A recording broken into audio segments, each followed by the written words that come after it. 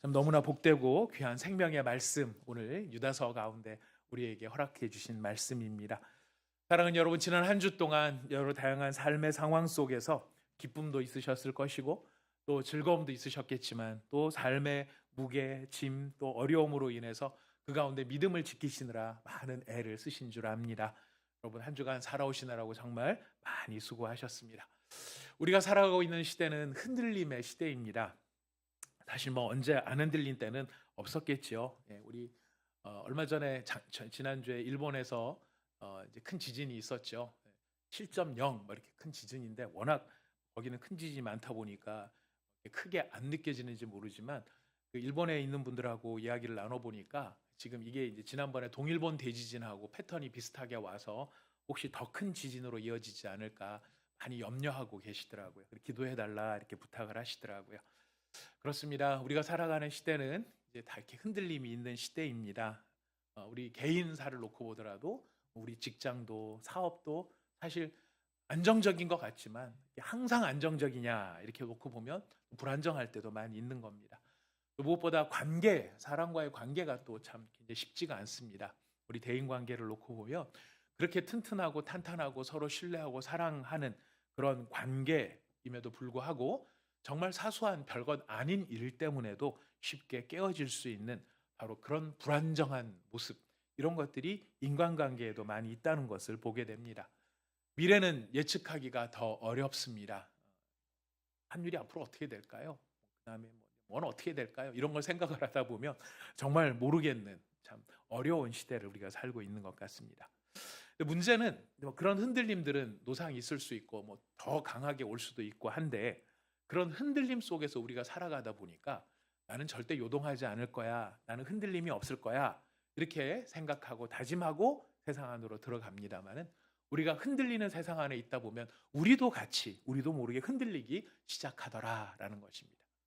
나는 뭐 그런 거 영향 안 받아 하는데, 이렇게 뭔가 뭐 우리가 SNS를 한다든가 이렇게 듣다가 보면은 우리도 모르게 이게 쭉 빨려 들어가면서 처음에는 전혀 불안하지 않았는데 어느 사이엔가 그런 이야기를 들으면서 불안해하고 염려하고 걱정하는 우리의 모습들을 어렵지 않게 볼 수 있는 것이죠. 그러다 보니 우리는 우리의 신앙에 있어서도 사실은 영향을 받을 때가 많이 있습니다. 그래서 스스로에게도 질문을 하게 되기도 하죠. 내 믿음은 과연 괜찮을까?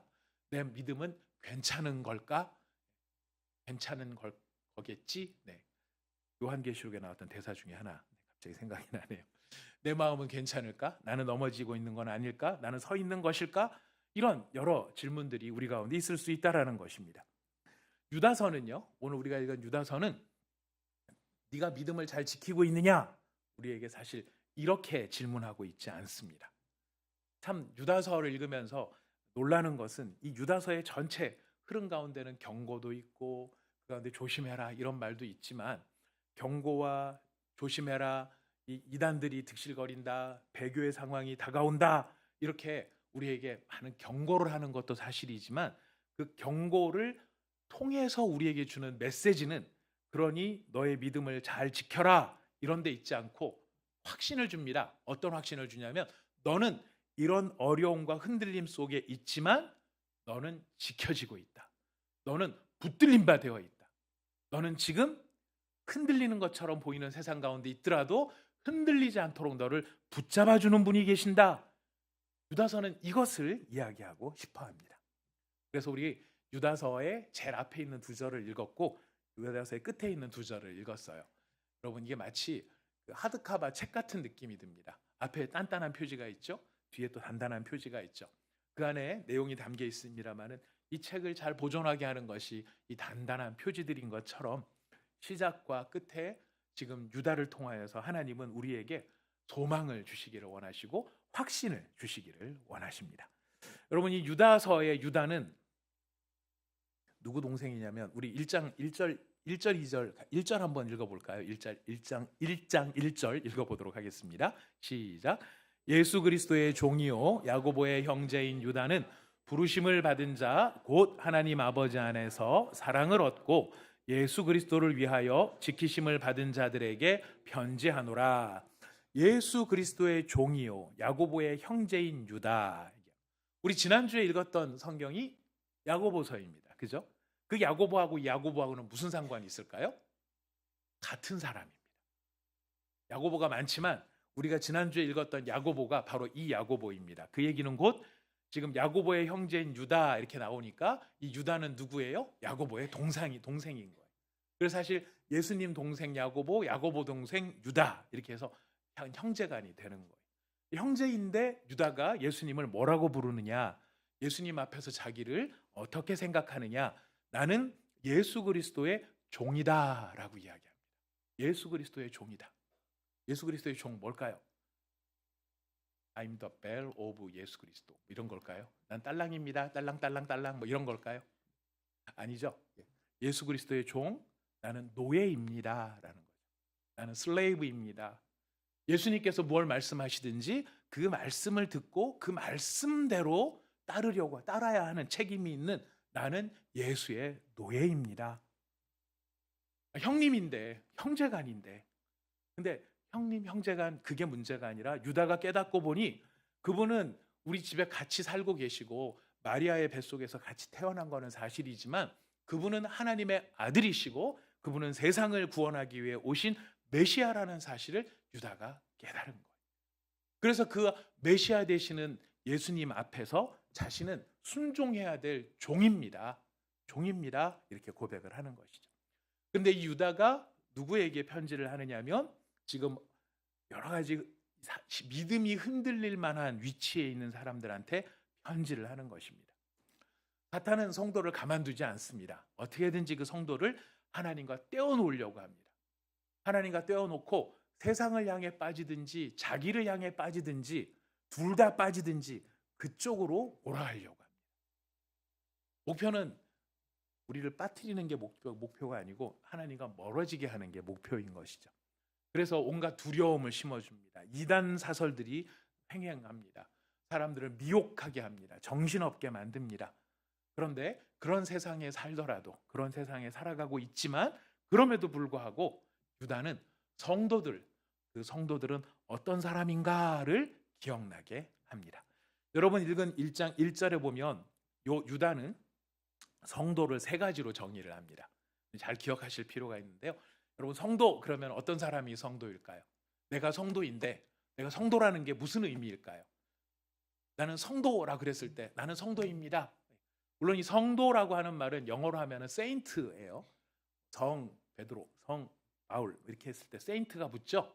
근데 바울하고 베드로한테만 세인트를 붙이는 게 아니라 성도라는 말 자체가 세인트예요. 우리 모두가 다 세인트입니다. 세인트 그러면 뭐가 떠오르십니까? 밥 안 먹어도 이렇게 사는 사람, 맨날 금식하는 사람, 언을 행하는 사람, 성도의 아름다운 열매입니다만은 성도는 더 근본적인 정체성을 가지고 있어요. 유다는 이렇게 이야기합니다. 세 가지 정체성의 첫 번째, 부르심을 받은 자. 저를 따라해 보실까요? 부르심을 받은 자. 부르심을 받은 성도는 두 번째 어떤 사람이냐면 사랑을 얻은 자. 네, 감사합니다. 우리 세 번째 성도는 어떤 사람이냐면 지키심을 받는 자.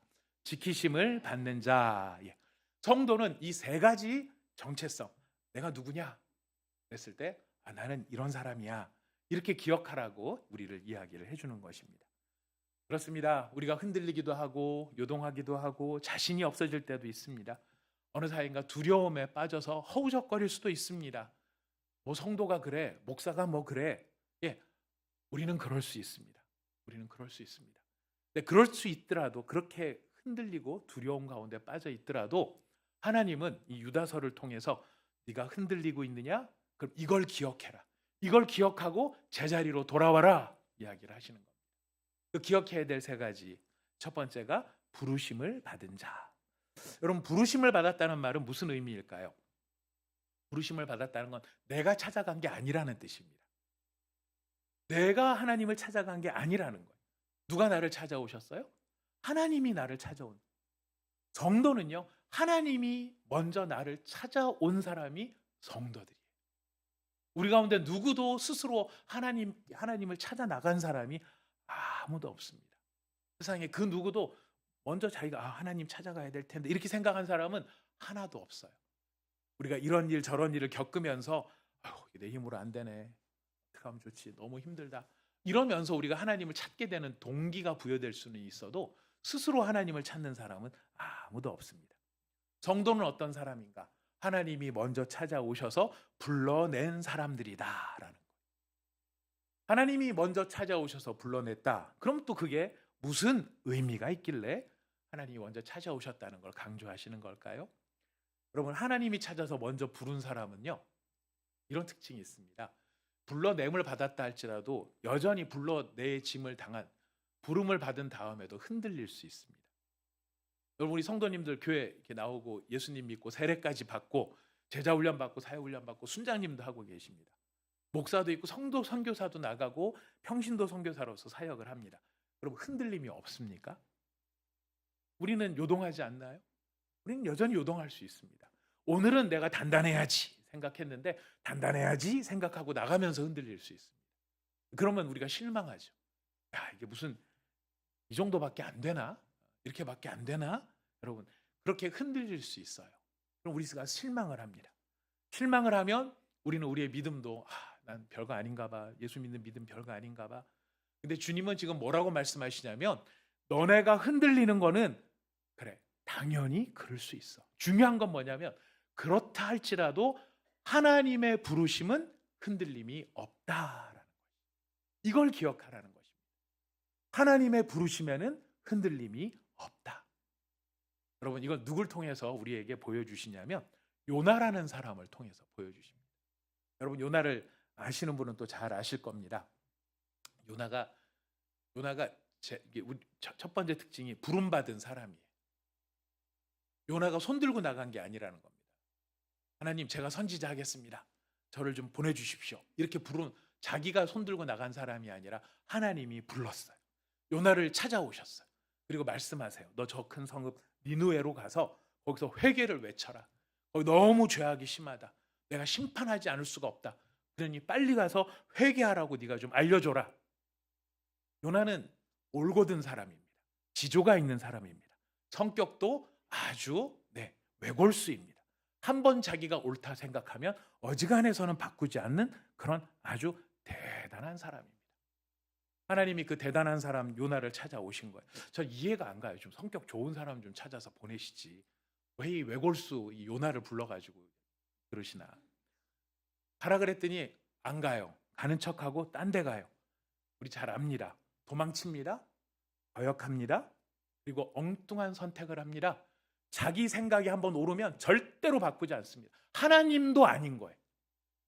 내 생각이 한번 내 생각이 오라 이거야 그러면은 성경이 뭐라고 하든 하나님이 뭐라고 하든 누가 뭐라고 하든 그냥 내가 옳은 대로 가는 거야. 이게 요나의 모습이었던 것이죠. 제가 봤을 때는 하나님이 니느웨 때문에 약간 저 심판해야 될 것 같은데 너무 죄악이 심한데 죄악이 심한 니느웨를 회개시키려고 요나 보내셨다가 목 뒤를 잡고 쓰러지실 가능성이 훨씬 높았던 게 요나였던 것 같아요. 아시는 분은 아실 겁니다. 이분이 얼마나 그렇게 올곧은 분이셨는지. 제 성격과 제 일반적인 그냥 우리들의 이야기 같아서는 그냥 요나 그냥 뭉개고 딴 사람 세우지 이렇게 생각이 들 텐데 놀랍게도 하나님의 부르심은 취소되지 않더라라는 거예요. 도망가도 다시 불러오시고 말 안 들어도 다시 불러오시고 회개했습니다라고 이야기하고 또 고집 피우고 있어도 또 다시 그를 설득하시는 하나님의 부르심은 흔들림이 없다라는 거예요. 그래서 이걸 우리에게 먼저 알려주시는 겁니다. 너희가 흔들리고 있느냐? 하지만 너희는 부르심을 받은 자들이다. 여러분 기억하십시오. 우리는 부름을 받은 자들입니다. 무슨 뜻일까요? 우리가 못나도 우리를 불러주신 하나님의 부르심이 취소되지 않는다라는 거예요. 두 번째, 우리는 사랑 안에 있는 자다라고 이야기하십니다. 하나님의 사랑 안에서, 하나님 아버지 안에서 사랑을 얻은 자다. 어떤 사람은 하나님의 사랑을 얻기 위해서 애쓰는 사람이 있어요. 내가 어떻게 하면 하나님의 사랑을 더 받을 수 있을까? 하나님의 사랑을 받으면 하나님이 나한테 이것저것 더 많은 것을 주실 텐데 그래서 그러는지 어떤지 사랑을 받으려고 굉장히 애쓰는 사람이 있어요. 나 그렇게 사랑 그렇게까지 받으려고 애쓰지 않는데 뒤집어 놓고 보면 보이는 게 있습니다. 어떤 분들은 사랑을 잃을까 봐 염려하는 사람도 있더라는 거예요. 내가 이렇게 부족하면 하나님이 날 사랑하실까? 내가 이렇게 고집세면 하나님이 날 사랑하실까? 하나님의 사랑을 잃어버리는 건 아닐까? 내가 이렇게 반복적인 죄를 짓고 돌이키질 않는데 하나님이 과연 그래도 나를 사랑하실까? 이렇게 염려하는 사람은 거꾸로 말하면 하나님의 사랑은 내가 얻어내어야 할 어떤 것이라고 생각하는 그런 사람일 수 있다는 겁니다. 그러나 성경은 말합니다. 성경은 우리가 수고해서 얻어내야 될 것, 하나님의 사랑은 우리가 수고해서 얻어내고 쟁취해서 하나님의 사랑을 막 받아갖고 그걸 우리가 만들어내야 될 존재가 아니라는 것이. 성경은 말합니다. 하나님이 우리를 이미 사랑하셨다. 그리고 그 사랑 안에 우리를 두셨다라고 말을 합니다. 사랑 안에 두셨다. 이게 어떤 의미일까요? 여러분, 이 아담과 하와 이야기를 우린 잘 알고 있습니다. 아담과 하와가 에덴 동산에서 시험을 받죠. 사탄이 찾아와서 유혹합니다. 유혹을 통해서 아담과 하와를 넘어뜨리려고 하죠. 근데 여러분 아십니까? 사탄의 궁극적인 목표는 사람에게 있지 않았어요. 아담과 하와를 시험하고 아담과 하와를 넘어뜨리려고 하는 것이 사단의 최종적인 목표가 아니었어요. 사단이 진짜 시험하고 싶었던 건 뭔지 아십니까? 진짜 시험하고 싶었던 거는 아담과 하와가 아니라 하나님이었어요. 사탄은 하나님을 시험하고 싶어 했던 거죠. 어떻게 해요?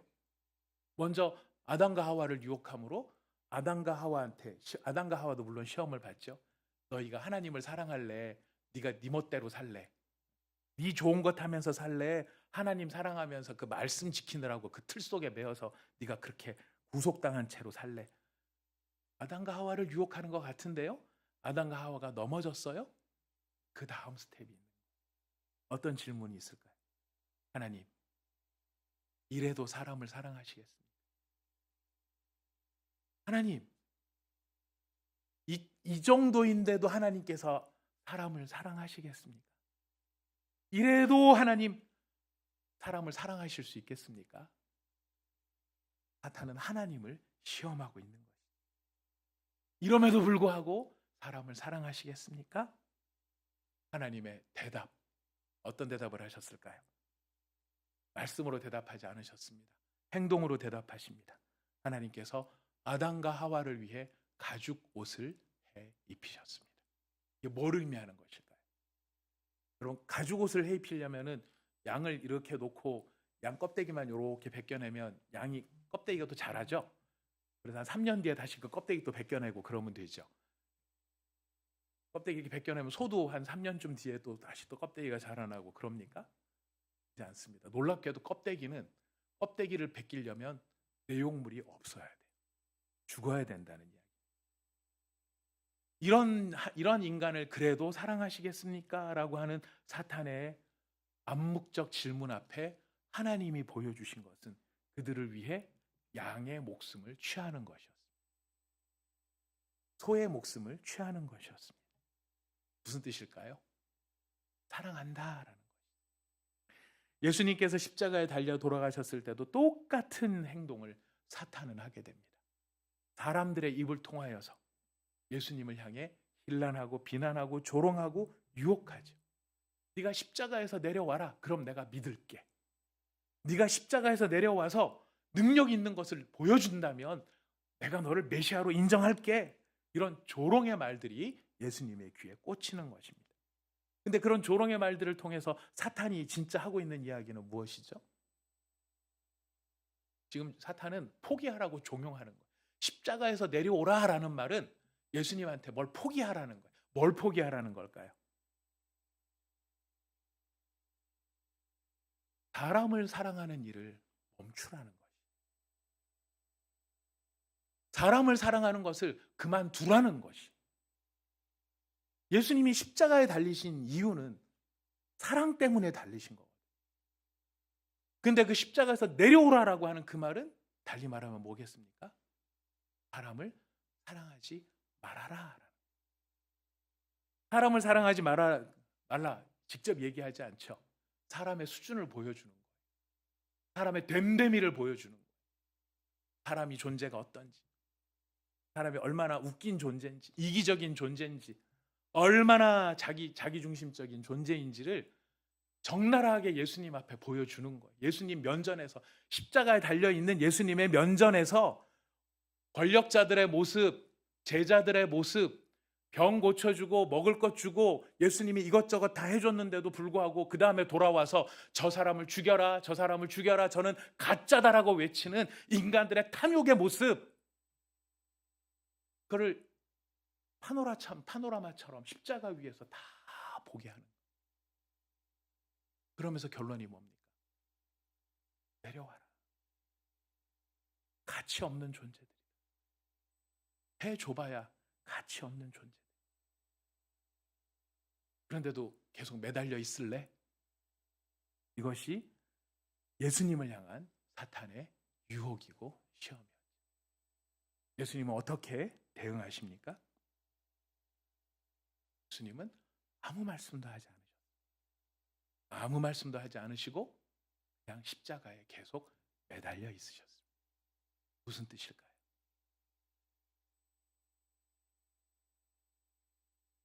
사람을 사랑하는 일을 멈추지 않겠다. 저들을 포기하지 않겠다. 모자라고 못나고 이기적이고 고집세고 악하고 그럼에도 불구하고 포기하지 않겠다. 여러분, 이 사랑 안에 우리를 두신 것입니다. 우리의 수많은 질문 가운데 하나, 하지만 중심적인 질문이에요. 하나님, 그래도 하나님이 나를 사랑하실까? 이렇게 이해력이 둔하고 이렇게 아는 것도 둔하고 혼자는 딴에는 잘한다고 하는 거지만 그냥 하나님, 정말 하나님의 마음이 뭔지를 헤아리기보다는 그냥 내 코어 하나 잡고 이렇게 나가고 있는, 좋은 거라면 그래도 좀 모르겠어요. 근데 이게 뭐 악하고, 제가 오늘 설교하다가 진짜 라임을 하나 잡았어요. 인간은 약하지만 약한 거보다 더 문제가 악한 거예요. 약한 거하고 악한 거 한 끗 차이인데 우리는 우리 약하다고 생각하지만 우리 약한 존재만으로 끝나지 않습니다. 우리는 어떤 존재일까요? 악한 존재이기도 합니다. 질문이 그거예요. 그래도 하나님이 사랑하실까? 그래도 하나님이 사랑하실까? 여러분, 그래도 하나님이 사랑하십니다. 그래도 하나님이 사랑하십니다. 나는 그렇다 쳐도 쟤는 어떨까? 저 사람은 어떨까? 과연 하나님이 그래도 사랑하실까? 우리에게 보여주시는 하나님의 모습은 내가 너를 사랑한다 라고 하는 언어도 있겠지만 그래도 사랑하십니까? 라고 하는 우리들에게 무엇을 보여주시냐? 예수의 십자가를 보여주시는, 그 십자가를 바라볼 때 우리는 무엇을 느끼게 되는 걸까요? 포기하지 않는, 붙들고 계시는, 멈추지 않는 하나님의 마음을 느낀다는 거예요. 여러분, 우리 그리스도인들의 신앙생활에 있어서 우리의 사실 가장 중요한 목표 아니면 목적지 뭐 이런 것은요, 다른 게 아니고 하나님의 마음을 깨닫는 것입니다. 성경을 얼마나 많이 아느냐 굉장히 중요해요. 여러분, 이거는 성경을 아는 것을 우리가 이거를 쉽게 생각할 일은 아니에요. 성경을 많이 안다 하더라도요, 중요한 것은 많이 알든 적게 알든 진짜 중요한 것은 뭐냐면 하나님 아버지의 마음을 아는 것이. 모든 관계에 있어서 건강한 관계의 핵심은 뭐냐면 그 사람의 마음을 아는 거잖아요. 본심을 아는 거잖아요. 이 사람이 어떤 중심을 가지고 있는지를 느끼는 거잖아요. 여러분, 우리가 사소한 일에 어떤 때 감격할 때가 있죠. 들어오는데 시커먼 사과 봉지 하나를 들고 오면서 사과가 담긴, 꼭 시커매야 될지 모르겠는데 봉지는 시커매요 보면. 근데 생각도 못했는데 들어오면서 딸이 오는데 아빠 주웠어 그러면서 사과를 한 봉지 사갖고 왔습니다. 여러분, 사과가 문제가 아니고 진짜 오다가 주웠다는 그런 표현이 문제가 아니고 얘가 나를 이렇게 생각하는구나라는 생각이 우리 마음속에 스며들면 여러분 덤덤하십니까? 그렇지 않죠. 네가 사왔어? 네가 사왔어? 제가 저희 집 아들이 지금 있는 자리에서 이런 얘기가 정말 미안합니다만은 제가 저희 아들이 유치원 다닐 때인가 아마 6살 때인가 그때 저한테 1,000원을 딱 주면서 아빠 용돈 그리고 첫 용돈을 줬어요. 제가 그 1,000원짜리를 지금도 지갑에 넣어놓고 있어요. 그리고 거기다 써놨습니다. 요한이가 준 첫 용돈 10년 뒤에 얼마 줄까? 먼저 이렇게 써놨는데 예, 1,000원의 액수가 문제가 아니죠. 우리가 거기서 느끼는 건 무엇입니까? 마음인 거예요. 얘가 생각하고 있구나. 우리가 하나님을 믿고 하나님을 따르고 하나님을 경외하는 신앙생활의 자리 가운데 들어왔을 때 제일 중요한 게 뭘까요? 우리를 향한 하나님의 진심을 느끼는 거죠. 그분이 어떤 마음일까? 그분이 어떤 마음? 유다서에 지금 유다 이 편지를 받고 있는 사람들은 상당한 위기에 빠져 있습니다. 거짓 교사들과 이단들과 그 안에 득식을 거리고 있는 이 사람들의 믿음을 무너뜨리려고 하는 이 수많은 도전들이 이 사람들을 흔들어대고 있는 거예요. 유다는 그 흔들림 속에서 두려워 떨고 있는 사람들에게 뭐라고 말하느냐? 하나님이 너희를 붙잡고 계신다. 하나님이 너희를 붙잡고 계신다. 네가 요동하지 않아야 되고 흔들리지 않아야 되는 것도 중요하지만 진짜 기억해야 되는 게 있는 건 뭐냐면 네가 흔들리고 네가 요동해도 하나님은 너를 붙잡고 계신다. 사랑하고 계신다.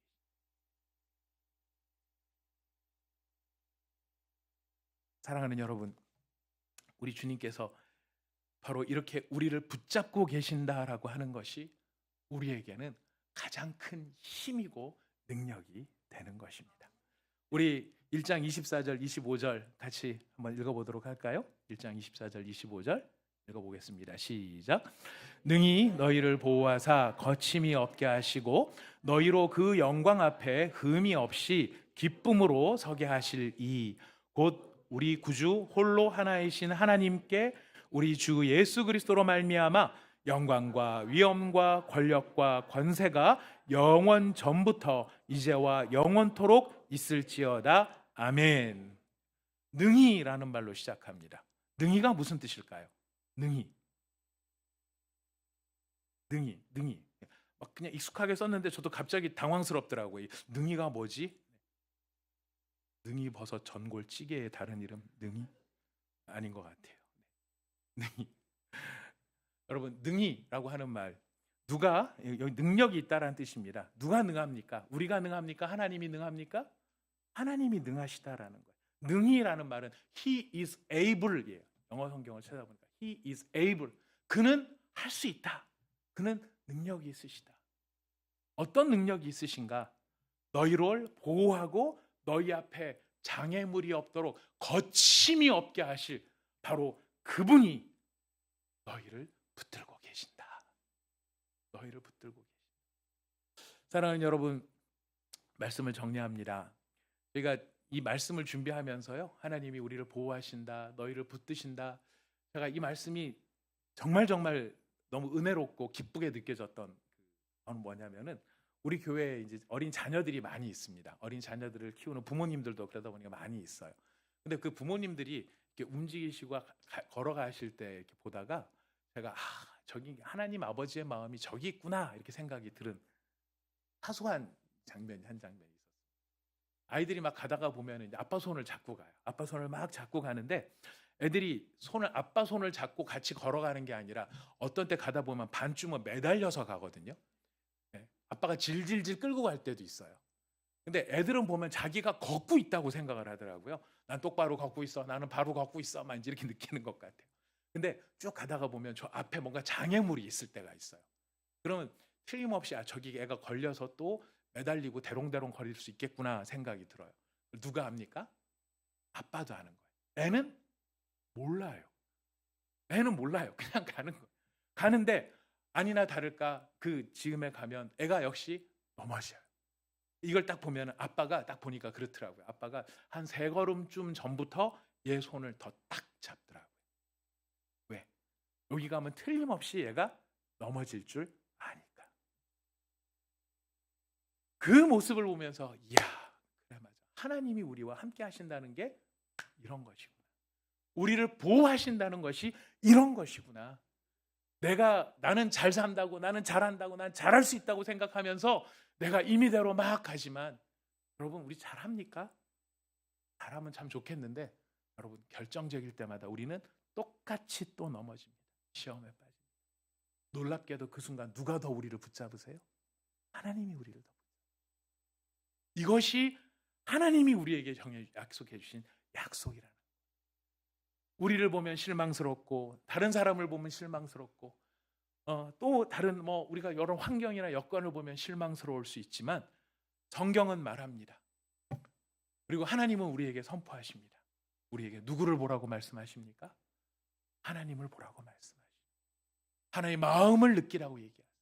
너희를 이렇게까지 사랑하시고 우리의 모든 삶의 정황 속에 항상 함께 하시며 우리를 붙드시고 우리를 보호하시는 하나님을 보라. 하나님을 바라보라. 하나님을 믿으라 라고 이야기하고 계십니다. 그 증거가 무엇입니까? 오늘도 말없이 우리를 향해 디미시는 하나님의 사랑의 징표가 무엇입니까? 십자가입니다.